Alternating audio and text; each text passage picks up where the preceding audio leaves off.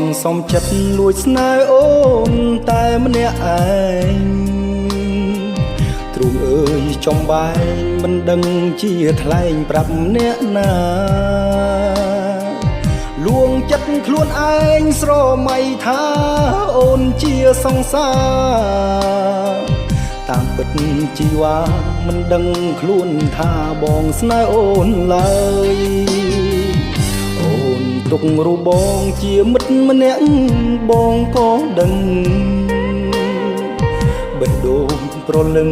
សាញ់ជឹកសាញ់ជឹងគិតគេផ្សេងពេលអូនរំលឹកពីគេនោះបងសោកសង្រេងក៏ហក់ខ្លួនឯងខំប្រឹងញញឹមលើកទឹកចិត្តស្រីទោះបីដឹងថាឈឺផ្សាប៉ុណ្ណាក៏ស៊ូទ្រាំដើម្បីមាសមុំជួបមនុស្សដែលស្ងួនអូនស្រឡាញ់បងស៊ូចាចេញចុះចាញ់ចិត្តខ្លួនឯងលាក់ខ្លួនអោបទុកចំបែងកុំតអនុស្សាវរីយ៍ទោះជាយ៉ាងណាក្តីស្នេហាជូនអូនហើយជូនពោត្រានត្រើយបានក្តីសុខ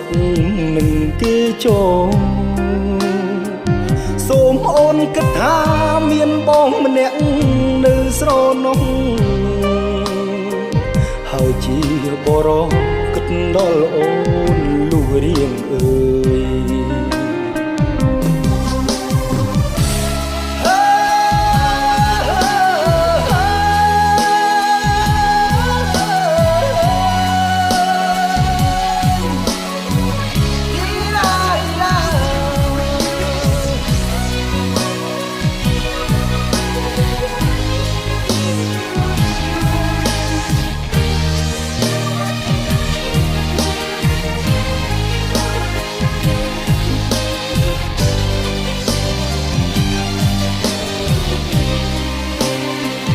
ទោះបីដឹងថាឈឺផ្សាប៉ុណ្ណាក៏ស៊ូទ្រាំដើម្បីមាសមុំជួបមនុស្សដែលស្ងួនអូនស្រឡាញ់បងស៊ូចាចេញចុះចាញ់ចិត្តខ្លួនឯង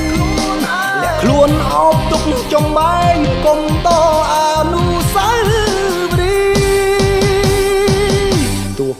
ជាយ៉ាងណាក្តីស្នេហាជូនអូនហើយជូនពោត្រានត្រើយបានក្តីសុខនឹងគេចូលសូមអូនគិតថាមានបងម្នាក់នៅស្រណោះ